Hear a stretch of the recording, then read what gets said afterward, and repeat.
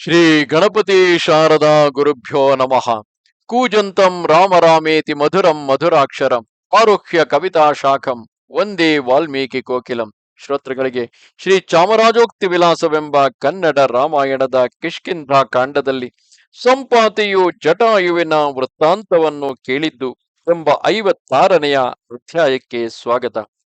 ಸಾಮಾನ್ಯವಾಗಿ ಜೀವನದಲ್ಲಿ ಹತಾಶೆ ಎದುರಾದಾಗ ಮುಂದೆ ಯಾವ ಮಾರ್ಗಗಳೂ ಇಲ್ಲವೆಂದು ಎಲ್ಲ ಬಾಗಿಲುಗಳು ಮುಚ್ಚಿವೆಯೆಂಬ ಹತಾಶೆಯಲ್ಲಿದ್ದಾಗಲೇ ಯಾವುದೋ ಒಂದು ಆಶೆಯು ಅಂಕುರಿಸುತ್ತದೆ.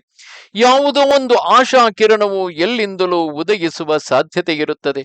ಹೀಗೆ ಆ ವಾನರರೆಲ್ಲರೂ ಅಂಗದನೊಂದಿಗೆ ಜಟಾಯುವಿನ ಮರಣ ವೃತ್ತಾಂತವನ್ನು ಹೇಳುತ್ತಿರುವಾಗಲೇ ಅದೇ ಪರ್ವತದ ತುದಿಯಲ್ಲಿ ಜಟಾಯುವಿನ ಅಣ್ಣನಾದ ಸಂಪಾತಿಯು ಕುಳಿತು ತನ್ನ ಸೋದರನ ವಿಷಯವನ್ನು ಮಾತನಾಡಿಕೊಳ್ಳುತ್ತಿರುವುದನ್ನು ಕೇಳಿಸಿಕೊಳ್ಳುತ್ತಿದ್ದನು.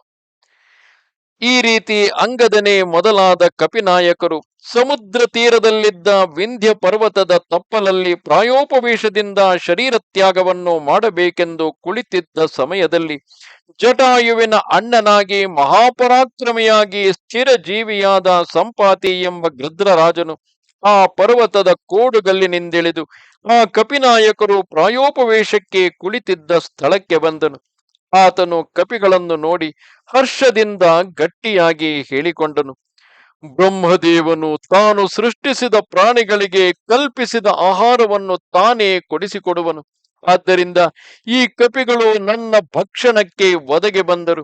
ನನಗೆ ಬಹುಕಾಲದಿಂದ ಆಹಾರವಿಲ್ಲದಿತ್ತು. ಈಗ ಈ ಕಪಿಗಳು ಸಾಲಿನಲ್ಲಿ ಒಬ್ಬೊಬ್ಬರನ್ನಾಗಿ ತಿನ್ನುತ್ತಾ ಹೋಗುತ್ತೇನೆ.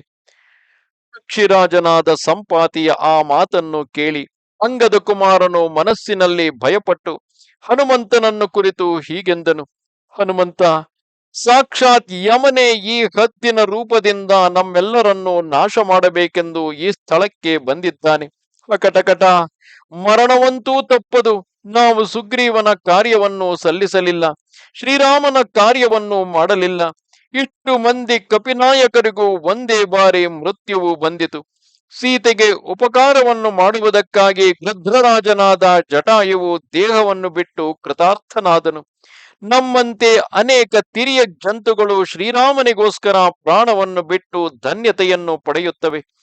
ಜಟಾಯುವು ರಾವಣನೊಡನೆ ಯುದ್ಧ ಮಾಡಿ ಶ್ರೀರಾಮನ ಪ್ರೀತ್ಯರ್ಥವಾಗಿ ತನ್ನ ದೇಹವನ್ನೇ ಅರ್ಪಿಸಿದನು.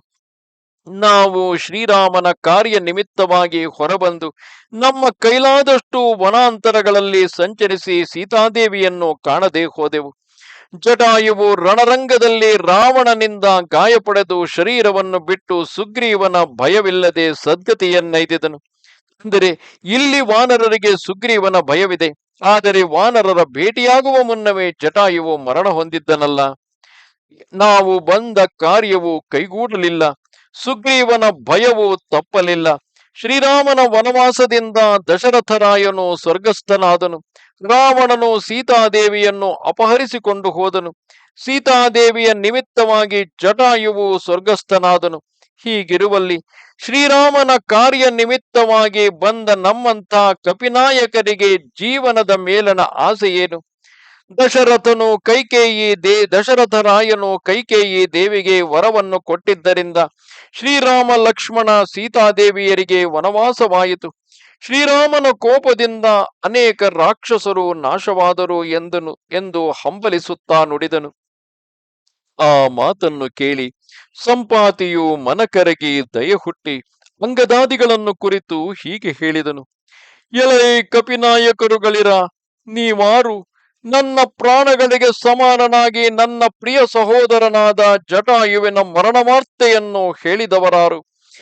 ಆ ಮಾತನ್ನು ಕೇಳಿ ನನ್ನ ಎದೆಯು ನಡುಗುತ್ತಿದೆ.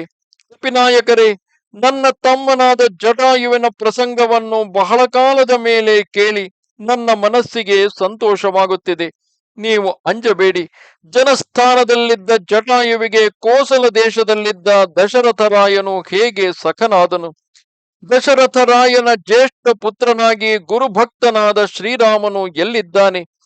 ಅತ್ಯಂತ ಉನ್ನತವಾದ ಈ ವಿಂಧ್ಯ ಪರ್ವತದ ಕೋಡುಗಲ್ಲಿನ ಮೇಲಿರುವ ನನ್ನ ಗರಿಗಳು ಸೂರ್ಯನ ಪ್ರಭೆಯಿಂದ ಸೀದು ಹೋದದ್ದರಿಂದ ಈ ಪರ್ವತದಿಂದ ಇಳಿದು ಹೋಗುವುದಕ್ಕೆ ನನಗೆ ಸಾಮರ್ಥ್ಯವಿಲ್ಲ ಎಂದು ನುಡಿದನು. ನಮಸ್ತೆ ಶಾರದೆ ದೇವಿ ಕಾಶ್ಮೀರ ಪುರವಾಸಿನಿ ತ್ವಾಮಹಂ ಪ್ರಾರ್ಥಯೇ ನಿತ್ಯಂ ವಿದ್ಯಾದಾನಂಚ ದೇಹಿಮೆ. ನಮಸ್ಕಾರ.